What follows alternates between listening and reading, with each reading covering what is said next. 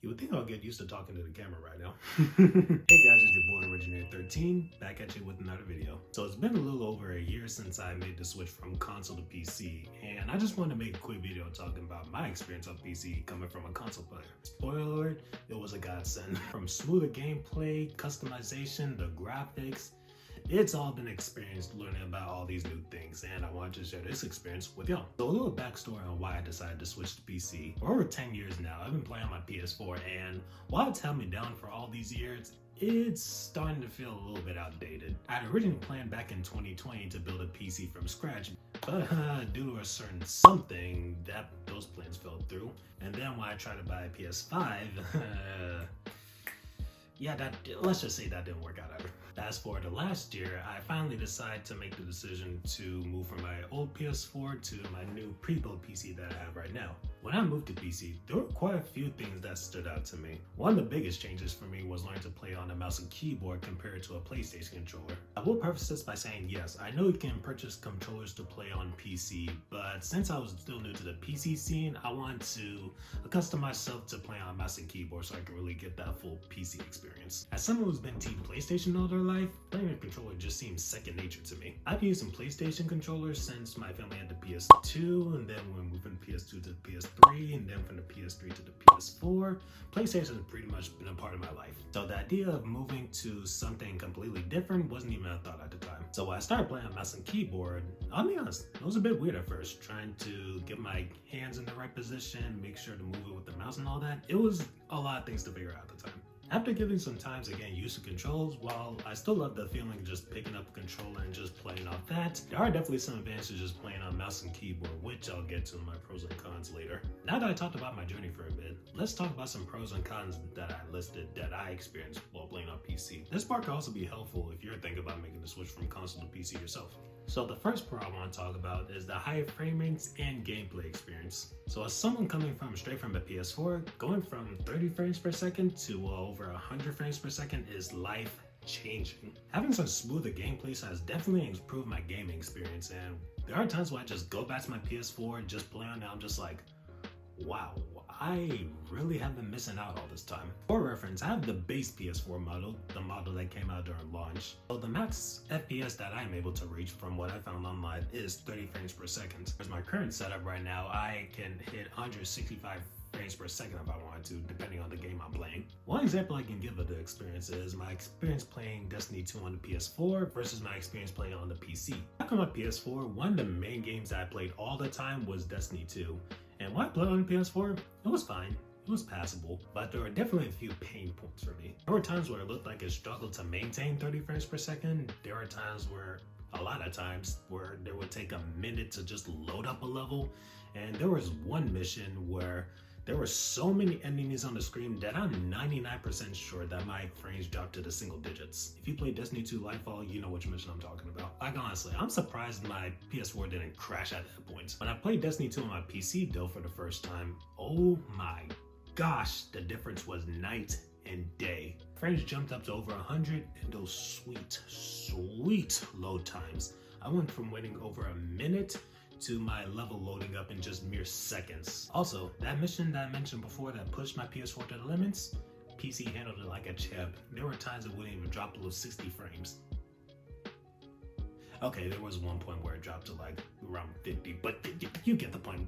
It blew the PS4 out of the water. My second part that I wanted to talk about was customization. I knew when I got a PC that I would be able to customize it the way I wanted to, but it still blew me away when I actually dove into all of it. My PC currently has the 3060 Ti GPUs, so it can easily push 1440p graphics if I really wanted to. The monitor I currently have right now only supports 1080p, but if I had a 1440p monitor, that'd be an option. I also wanted to point out how playing on mouse and keyboard gives me a lot of room for customization compared to just playing on controller. One example of this coming to use is during a game I've been addicted to all year, Final Fantasy XIV. For those that never played Final Fantasy XIV before, it's an MMORPG with a variety of different jobs to play, each with its own set of unique actions. As you level up these jobs, you learn multiple different actions that need to be assigned a keybind. And while the game does give a default set of keybinds, let's be honest, no one is really using it. The ability to match your keybinds to match your playstyle has been really convenient for me. There are even buttons on my mouse that I can assign keybinds to, which makes it even more easier to play. I can go on and on talking about the pros of PC, But there are a few cons of PC that definitely were brought to my attention. Number one, being cost and setup. I want to go ahead and say that PC prices vary greatly. I'll just be talking about from the perspective of my PC, which cost around $1,000 when I purchased it. I also bought quite a few accessories because I knew when I bought a PC, I wanted to start streaming as well, so you definitely don't have to go all out like I did. If you're interested in learning what my setup is like more in detail, you can check out my previous video where I give like a little desk tour on my current gaming setup. So if I want to just buy like a PS5, let's just go with the digital edition for comparison's sake. It will just cost me $400. I get my PS5, take it out of the box, plug it in, boom. System ready to go. Since I went the PC route, however, I had to spend a little extra money for the accessories for my setup. I started by getting a monitor that could take advantage of most of my PC's features like 1440p and 165Hz. I did end up going with a 1080p monitor to save on cost, but those 1440p monitors were definitely tempting and expensive. And while the PC did come with a mouse and keyboard right out of the box, I wanted to spend a little more just for a little bit of quality and aesthetics. I also bought a new mic and a new webcam because again, I wanted to stream while I was on PC, which further added to the cost. Yes, I realized these were a lot of things to purchase, and again, you do not have to go this route of splurging on a lot of stuff like I did. I just want to show you the extra things that I got compared to if I just got a PS5 and just getting that. Another thing to consider is how much time it takes to actually set everything up. For a PS5, again, take it out of the box, plug it in, download a game, boom, you're ready to go. For PC, there are drivers you have to deal with, certain updates you have to deal with, and the occasional troubleshooting. While these issues aren't deal breakers, they are worth keeping in mind compared to the plug and play of a console.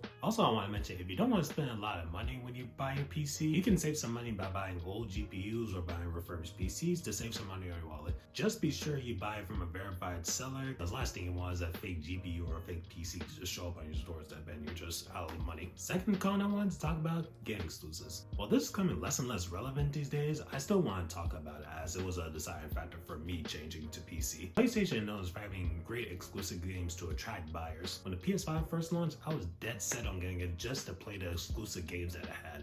Some of those games being Ratchet & Clank Rift Apart, Final Fantasy 16, Final Fantasy 7 Rebirth. Lately, these games aren't as exclusive anymore as they've already received a PC port or will in the future. This also played a part in me choosing PC over PS5 as the games that launched on PS5 could really eventually just come on PC with a most likely better port, of course depending on the setup you have. That being said, there's still the case that some games might take years or might even never come to PC, so getting a console just to play those games may be a valid point if that's what you're considering. Now, even with all that's being said, I would say that my experience on PC has been fantastic, with my main highlights being the higher frame rates, the faster load times, and the customization. And also, while I'm happy with the PC that I bought, I do want to build my own PC from scratch in the future. Now, the next question I want to answer is, will I ever go back to playing on console? As far as PlayStation goes, I honestly don't see myself purchasing a PS5 in the near future, for the reason I explained earlier in the video. My PS4 is still running after all this time, so for the time being until it gives out on me, I'm still gonna play that for some of my old games that I have. Also, I have my Nintendo Switch for whenever friends want to come over and want to play some games in person, and for the games that are exclusive Nintendo, because again, those games are most likely never going to PC. If you're on the fence about switching, I would say this as my advice. Weigh the pros and cons based on your budget and the gaming experience you want. But if you ask me, switching to PC was worth every single penny. If you made the switch to PC or thinking about switching to PC, let me know in the comments. I would love to hear your experience about it. Alright guys, that's all from me today. If you liked today's video, be sure to drop a like and a sub to the channel will be greatly appreciated. Thank y'all for tuning in, and I'll catch you on the next video. Peace.